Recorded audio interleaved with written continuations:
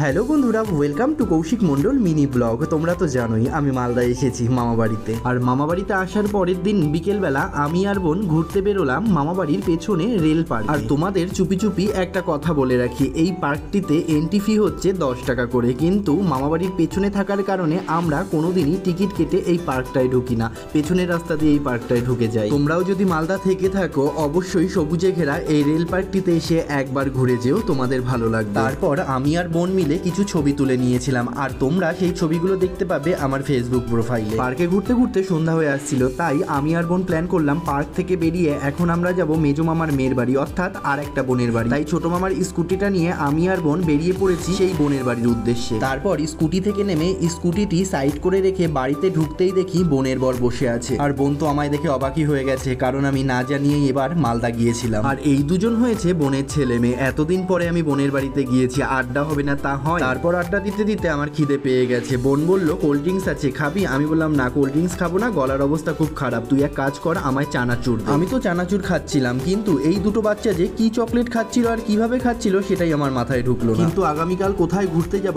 বসে বসে আমরা সেই প্ল্যানই করছিলাম। এদিকে বোনের বোন আমার পাশে যেই এসে বসেছে, আমি বললাম কি ব্যাপার, আমার ভিডিওগুলো কি দেখা হয়, লাইক করা হয়? বললো হ্যাঁ, লাইক কমেন্ট করি তো। আর বন্ধুরা, তোমাদেরও যদি এই ভিডিওটি ভালো লাগে লাইক কমেন্ট শেয়ার আর একটা ফলো করে দিও। ভালো থেকো সবাই, দেখা হচ্ছে পরের মিনি ব্লগে। আর এই ভিডিওটি দেখার জন্য তোমাদের অসংখ্য ধন্যবাদ।